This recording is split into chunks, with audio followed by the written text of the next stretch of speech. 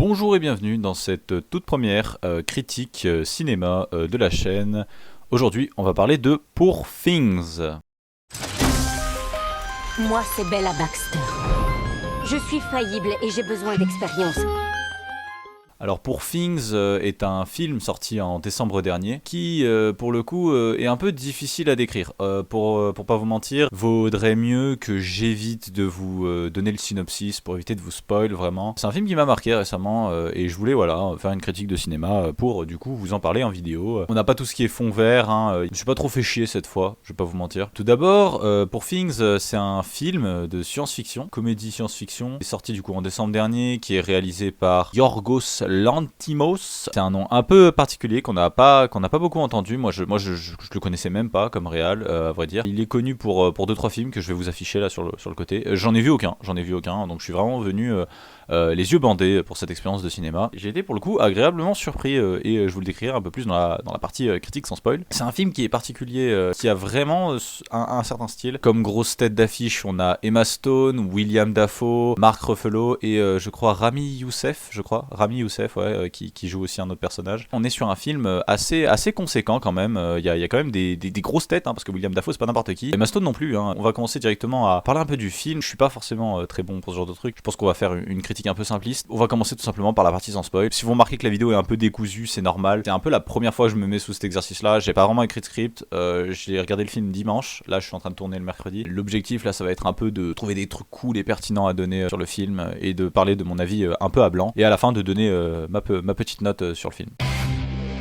C'est un film qui est technique, qui a un côté un petit peu auteur. Dans les premières minutes du film, enfin les premières dizaines de minutes du film, on est sur un peu du noir et blanc un peu artistique. Si vous aimez pas les délires un peu de films d'auteur, je vous le conseille pas vraiment. C'est plus un film, j'ai l'impression, de personnes qui aiment le cinéma. C'est assez technique, il y a des idées par-ci par-là. C'est pas filmé comme ton film blockbuster classique qui est filmé, quoi. Il y a vraiment une intention artistique. On a des plans avec des effets fisheye qui sont très sympas. On sent un peu la frustration des personnages, c'est assez cool. On a vraiment des costumes et des décors qui trouvent le cul, franchement. T'as des moments qui sont assez cool. T'as voyagé un peu, quoi. C'est-à-dire que t'as un monde entier de science-fiction devant tes yeux qui est pas. Il y a un côté un peu steampunk quand même. C'est original, mais c'est pas genre surfait. Il y a des bateaux, il y a des trucs comme ça, mais ça a ce petit côté un peu steampunk. La science, tu sais pas vraiment où est-ce qu'elle en est, c'est sympa. Et en même temps, on a ce côté un petit peu dans le passé, du coup, c'est assez cool. Il y a ce jeu-là un peu entre les deux, c'est assez sympa. Je pense aux costumes, vraiment, les costumes. On a des costumes qui font époque victorienne. C'est particulier. On a ce côté un peu renaissance chez les personnages au niveau de leurs costumes. Les hommes souvent en habits un peu des années 30-50, même si parfois ça fait un peu aristocrate. On a ce côté-là qui est assez sympa et assez cool à voir au niveau de la première partie du film. À la suite, ça devient un peu plus moderne. T'as quelques costumes qui se modernisent le long du film. C'est un film aussi qui a une bande-son qui m'a trouvé le cul. Je me suis pas fait chier à checker, voir qui c'était qui l'a fait. Je mettrai le nom là, peut-être en bas. Le gars qui se charge de la composition sonore. Très bon aussi au niveau de la compo sonore. On a beaucoup de mélodies à l'orgue, des trucs qui sont assez un peu tradis pour faire un peu de l'extravagant, mais franchement ça trouve le cul, c'est super. Il y a vraiment une tension qui se construit à certains moments où ce sentiment un peu étrange des personnages qui ont un comportement particulier. Les dialogues aussi sont très bons, moi j'ai vraiment beaucoup apprécié les dialogues. On a ce côté très organique chez certains personnages qui sont un peu, on va dire, les personnes saines, et dans un autre sens on a ce côté un peu désorganique chez le personnage qu'incarne Emma Stone, qui pour le coup est vraiment sympa. On a ce côté un petit peu enfant qui découvre le monde, assez sympa et assez intéressant. Ça se tient assez bien, franchement. Le jeu des acteurs est plutôt bon, Personnellement, comment il s'appelle déjà, Rami Youssef, honnêtement il m'a pas laissé une grosse impression. C'est pas un des personnages que je dirais qui a le mieux joué. Mark Ruffalo par contre il m'a trouvé le cul, honnêtement. D'habitude moi je le connais que pour Hulk dans Marvel. Du coup le voir un peu en personnage un peu plus particulier ici, j'en reviendrai dessus sur la partie avec spoil, mais ouais, on le voit vraiment comme un personnage beaucoup plus humain et beaucoup plus spectaculaire, on va dire, très dans l'extravagance, qui est cool. William Dafoe aussi, honnêtement William Dafoe, moi il m'a mis bien. Bon, il m'a fait chialer à un moment, je reviendrai dans la partie avec spoil. Un très bon acteur toujours, en fait on a 3 acteurs qui sont pas, on va dire, les top stars d'Hollywood, c'est pas vraiment les plus gros noms auxquels on pense, même si bon, William Dafoe c'est quand même un sacré numéro, et pareil pour Mark Ruffalo, Emma Stone aussi. Enfin ouais, en vrai tu vois, c'est des gros noms et c'est vachement bien parce que du coup t'as vraiment ce côté niche du film d'auteur mais avec un gros budget. Je pense aussi au propos du film, au niveau de l'écriture c'est assez bien pensé. Le film un peu se découpe en parties qui correspondent un peu à la vie du personnage principal, qui du coup suit, on va dire, une espèce de rythme. Et là vraiment je suis obligé de l'admettre, c'est bien foutu, putain, c'est bien écrit. Les petites cartouches visuelles qu'on a comme transition entre chaque partie, c'est vraiment sympa. Il y a la bande annonce là qui passe en fond, en boucle, Et je sais pas comment virer les putains d'annotations de YouTube parce que je veux pas les mettre. Je préfère qu'il y ait un putain d'écran noir et qu'il n'y ait rien d'autre là. Parce que là, il doit y avoir un truc genre ciné, fan. Ça casse les couilles. Ça, c'est le prix de pas avoir sorti le fond vert, vous savez quoi. Le film, il a un propos qui est assez intéressant. C'est un propos particulier que je détaillerai un peu dans la partie avec spoil. Je m'y attendais pas. Perso, moi, c'est pas un propos qui me gêne d'avoir dans un film. Il y a des gens que ça gêne. Je sais qu'il y a des gens que ça gênera. Vous verrez, j'en parlerai dans la partie avec spoil. Pour la critique avec spoil, attention, du coup forcément cette partie est avec spoil. Je vais spoiler, je vais raconter ce qui se passe dans l'œuvre, je vais donner mon retour sur ce que je pense de ce qui se passe dans l'œuvre, et je vais surtout à la fin donner une note. Pour le synopsis, je vais le faire ici le synopsis parce que je pense que si vous en avez rien à foutre du film et que vous comptez pas aller le voir, je peux vous raconter le synopsis et je peux vous raconter la suite. Et si vous comptez pas le voir, c'est dommage quand même, c'est quand même un putain de bon film. Alors du coup l'histoire se passe avec un personnage principal féminin que l'on appelle Bella Baxter, qui du coup est un personnage assez particulier. C'est une femme qui est issue d'une expérience, avec William Dafoe, du coup qui joue Goth. La femme en question c'est Emma Watson, non pas du tout, c'est Emma Stone, dans un corps on va dire particulier parce qu'en fait c'était une femme enceinte qui s'est suicidée, mais qui du coup l'enfant à l'intérieur de son ventre a eu son cerveau implanté dans le cerveau de la mère avant, parce elle est morte d'une situation très particulière en sautant d'un pont, ce qui a permis du coup à William Dafoe, alias Goth au sein du film, un professeur un peu à la Frankenstein, de du coup ressusciter entre guillemets son enfant dans le corps de sa mère en transplantant les cerveaux, ce qui bien évidemment d'un point de vue neurologique et biologique est impossible, mais bon c'est de la fiction. Franchement, je peux vous mentir, c'est un film qui a un propos féministe. Voilà, donc là normalement il y a 3 ou 4 personnes qui se sont barrées de la vidéo et qui doivent être en mode putain de merde, un film avec des propos woke, féministes, bordel, j'irai pas le voir. Non, parce que c'est un bon propos féministe. C'est un propos féministe qui a du sens. C'est un homme avec des lunettes tout seul dans sa chambre qui te dit ça. Vous avez intérêt à me croire, les filles. C'est un propos qui est assez fort tout le long du film. Il y a même une scène là où ça parle de couper le clitoris. Tout du long, hein, c'est l'évolution d'une femme et la découverte d'une femme. Elle se découvre elle-même, elle découvre entre guillemets ses droits, ses connaissances, ses savoirs. Du coup, elle découvre plus ou moins ce qu'elle doit apporter au monde, quoi. Il y a cette idée-là. Il y a beaucoup de passages qui m'ont marqué. Moi, je pense notamment la première scène lorsqu'elle est dans la morgue avec Goth et qu'elle plante un peu les cadavres comme ça de manière random, vu que c'est encore une gamine qui a un peu aucune conception du monde, c'est particulier.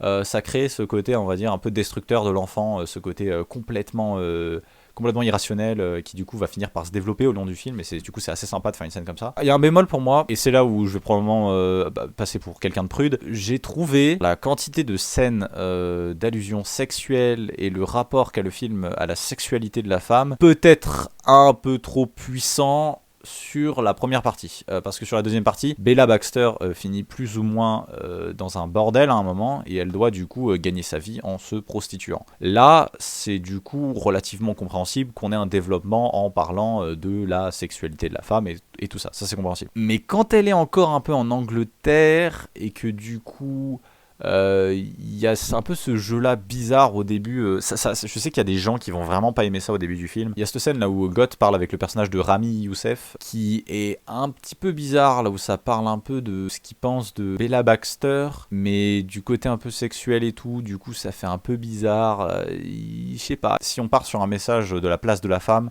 et on va dire la façon dont une femme peut se trouver elle-même, je trouve que ce serait peut-être plus pertinent de pas que parler de la sexualité, parce que ce serait un peu résoudre la femme à quelque chose de sexuel, du coup c'est un peu dommage, même si bon, c'est vrai qu'une partie du développement de Bella Baxter se fait par sa sexualité, et ça, c'est pas vraiment esquivable au sein du récit. J'ai bien aimé aussi le fait qu'on part sur plusieurs endroits, c'est-à-dire qu'on a Bella Baxter qui voyage un peu à travers le monde. Au début elle va à Lisbonne, ensuite si je me trompe pas elle prend le bateau pour aller pas à Atlanta, je sais pas pourquoi j'y pensais à Atlanta, mais non c'est à Alexandrie, voilà. Elle va à Alexandrie, du coup il y a ce côté un petit peu tour d'Alexandrie, refuser l'humanité, tout ça, c'est ce côté un petit peu religieux, biblique un petit peu, le récit dans cette moitié de partie là. Passage d'ailleurs que j'ai beaucoup aimé, j'ai beaucoup apprécié les passages dans le bateau, même avec le personnage cynique, il vient de passer en fond, pile au moment où j'en parle, c'est cool. Je connais pas du tout le nom de l'acteur, très très stylé avec son costard, tout ça, il avait une bonne dégaine, ce personnage un peu cynique et cette grand-mère qui lui donne un petit peu le savoir et la réflexion de s'instruire avec la philosophie, tout ça. J'ai beaucoup aimé cette partie là, surtout une scène qui a pour moi des scènes de dialogue qui sont très bonnes avec Mark Ruffalo, une scène là où d'ailleurs il la menace un peu de la tuer, et qu'elle lui dit mais du coup tu veux que je me marie avec toi, ou alors tu veux me tuer? Et lui il la regarde et il est en mode Et t'as vraiment un silence d'environ une demi-minute qui est super drôle. À Alexandrie, il y a une scène que je trouve très cool et relativement sympa au niveau de la mise en scène, là où du coup ce personnage cynique en costard qui accompagnait cette vieille dame sur le bateau finit par expliquer à Bella qu'en fait le monde c'est horrible, il y a les pauvres, il y a les riches. Sur cette tour, avec l'escalier qui est cassé, moi j'ai bien aimé la métaphore de l'escalier qui se casse, l'idée que l'ascenseur social il est en panne, les pauvres restent pauvres et qui vivent dans une misère impressionnante, ils laissent mourir leur propre nouveau-né. Il y a ce côté un peu morbide. Le film tout entier est relativement morbide, hein, vraiment, il y a du gore. Hein, je trouve ça un peu dommage parce qu'il y a cette scène là où du coup il lui explique un peu le monde et la société. Et du coup, Bella Baxter, elle se retrouve un peu à être ravagée par ça, parce que quand t'es un enfant et que tu vois que là il y a la famine, il y a la mort dans le monde, bah tu réagis pas bien, ce qui est assez cool, ce qui est assez cohérent. Et du coup, elle apprend plus ou moins l'humanité de cette manière-là. Et je trouve que c'est un peu dommage que là ça n'a pas trop été apporté dans le film. C'est-à-dire qu'on est sur une Bella Baxter qui évolue majoritairement un peu grâce à son expression d'elle-même, au dialogue des autres, et un peu trop, je trouve, grâce au sexe. Après, elle retourne à Paris, on va dire plus ou moins. À Paris, elle s'instruit un peu, elle finit par vivre dans un bordel. Je dirais que c'est vraiment les scènes qui ont vraiment un gros cachet humoristique, les scènes du bordel. Il y a quelques scènes que je trouve très brillantes, notamment la scène là où il y a le père qui arrive dans le bordel et tout, avec ses deux fils, pour genre leur apprendre comment c'est fait, quoi. Sauf que c'est trop lunaire en fait comme situation, parce que c'est complètement barré, tu comprends rien à ce qui se passe, c'est super con. Faut déjà être dans le délire, tu vois. C'est-à-dire que si t'es pas dans le délire on en a rien à foutre, on met des scènes de sexe, on s'en bat les couilles, ça va déjà être compliqué d'apprécier le film. Par la suite, on arrive un peu à Londres, et c'est là où le film, pour moi, aurait pu être bien meilleur. C'est là où je trouve ça un peu dommage au niveau de la suite de l'écriture, ce qu'ils ont décidé de faire sur la fin. Après, ça n'empêche pas que c'est quand même un excellent film, hein. Il y a beaucoup de passages qui resteront coincés dans ma tête pendant un petit moment. Goth est mourant vers la fin du film, du coup William Dafoe, le docteur un peu Frankenstein, du début finit un peu mourant, et aussi le mari de Bella Baxter, enfin bon, le gars qui était marié avec elle alors qu'elle n'était pas vraiment psychologiquement encore dans son état de consentir, ce personnage un peu de Goth, c'est un personnage un peu incomplet. J'aime beaucoup l'idée d'un personnage un peu incomplet qui a souffert d'énormément de choses, il a plus de sucre digestif, quelques fonctions basiques de son corps qui sont plus du tout assumées, et là du coup il a une tumeur qui finit par du coup avoir raison de lui à la fin du film. Il a pas encore dit à Bella Baxter que c'était le résultat d'une expérience un peu à la Frankenstein. Du coup elle revient un peu pour le confronter, mais simultanément elle finit par le comprendre. Il est en mode oui mais machin, mais en fait si tu veux je comprends que j'ai pas fait ça pour toi, que j'ai fait ça pour un peu satisfaire une curiosité scientifique morbide, mais au final tu es là, Bella Baxter, tu es à la fois la mère et tu es à la fois la fille, tu es une pauvre créature. À ce moment là il y a le mariage un peu avec l'autre gars qui est vendu un peu comme étant la scène de fin, ce qui est assez cool. Puis il y a le twist en fait, parce que, et non, on n'est pas à la fin des 2h21 de film. Il y a l'ancien mari de la femme qui s'était suicidée, qui du coup vient et qui est en mode non en fait Bella Baxter, tu es avec moi, tout ça, blablabla. Le gars il interrompt le mariage, avec toujours Marc Ruffalo en fond qui, vu qu'il s'est fait ruiner par Bella Baxter, finit par être tout chouinant en mode c'est elle. J'ai beaucoup aimé ce côté un peu Marc Ruffalo misérable, vraiment très drôle. C'est ça ce qui a été un peu bâclé. Je trouve que l'antagoniste du film, le vrai antagoniste du film, parce que Marc Ruffalo, même si on le vend au début comme étant un peu l'antagoniste, celui qui va un peu la forcer à faire un voyage, tout ça et tout, c'est pas vraiment l'antagoniste, parce qu'il finit très vite par se faire tourner en bateau et finir par se faire complètement retourner par Bella Baxter et ne plus servir à rien. À l'opposé de ce personnage qui du coup est un genre de général de l'armée, qui était marié en fait avec la femme qui du coup s'était suicidée, qui du coup techniquement est Bella Baxter, on peut pas vraiment considérer que c'est sa femme, quoi. Du coup lui il la reprend de force, il l'enferme dans son manoir. On voit que c'est quelqu'un de violent. Il y a clairement une métaphore qui se fait autour de la violence conjugale et de cet homme-là, c'est sûr, parce qu'il répond un peu de tout avec un revolver, c'est-à-dire qu'il sort un flingue et il est en mode toi tu vas me servir, toi tu vas faire ça, nanana. Et il fait ça même à sa propre femme. Du coup, il y a l'idée que vraiment c'est un monstre horrible qui utilise que la violence pour s'exprimer. Et honnêtement, ça aurait pu fonctionner sur la fin parce qu'elle finit plus ou moins par le niquer, on va dire. Elle joue en fait à son propre jeu de ah bah ouais, bah vas-y, tire-moi dessus, et elle finit par retourner tout ça sur lui. Et du coup, on se retrouve dans une situation là où elle peut du coup rejoindre Goth qui est mourant, et Goth finit par dire des derniers trucs qui m'ont touché. Moi j'ai pleuré parmi les dernières choses qu'a dit Goth. C'était assez cool, assez touchant cette scène. Du coup, elle décide de soigner ce type après qu'il s'est tiré une balle dans le pied, enfin après qu'elle l'ait forcé à se tirer une balle dans le pied plus ou moins. Dans cette scène là, il y a l'idée aussi qu'avant ça, il voulait plus ou moins lui couper le clitoris, du coup la référence claire aux violences qui sont faites aux femmes à travers le monde, hein, notamment le clitoris qui, je crois qu'à ce jour, est toujours coupé par certains pays. Ce qui est un peu profondément inhumain quand il réfléchit. Pas tip top, hein, les pays qui font encore ça, les gars, hein. Voilà. Le féminisme avec Lordan. Sur la fin, moi je m'attendais à ce qu'il fasse un peu le reverse, genre en mode, vous savez, genre Bella Baxter, c'est le cerveau de la fille qui s'est retrouvée dans le corps de la femme. Moi je m'attendais à ce qu'il fasse un reverse en mode, Goth est sur le point de mourir, bah on met son cerveau dans le corps du méchant. Je pense beaucoup de gens s'attendaient à ça aussi dans la salle. Et non, c'est pas le cas. Ils mettent le cerveau de la chèvre, d'une chèvre qui a juste à côté, dans le cerveau du monsieur. Et du coup, le monsieur, il a un cerveau de chèvre à la fin. Et j'ai un peu un problème avec ça. Pour ceux qui connaissent, pour ceux qui connaissent, j'ai dire pour ceux qui connaissent un peu la chaîne, mais j'ai pas fait assez de critiques pour que les gens puissent plus ou moins comprendre mes goûts par rapport à ça. Moi, j'ai du mal quand un antagoniste est un peu bâclé. Pas qu'il y ait de l'irrespect pour l'antagoniste, mais que l'antagoniste se retrouve, on va dire, le propos de l'antagoniste finit par être détruit, quoi. Et moi, je trouve que c'est un peu ce qui a été fait dans cette œuvre-là, c'est-à-dire que l'idée, c'est que c'est un homme violent, c'est que c'est un homme horrible. Et du coup, au lieu de faire disparaître cette horreur et cette chose horrible en le transformant en quelqu'un de bien, en mettant Goth dans son corps, il décide du coup de la faire passer en chèvre. Et pour moi, ça casse un peu quelque chose que le personnage soulevait. Faut aussi voir ça comme ça, c'est que Bella Baxter, c'est une femme qui a ce côté libre dans son choix, dans sa sexualité, qui du coup s'est prostituée à Paris pour gagner de l'argent, tout ça.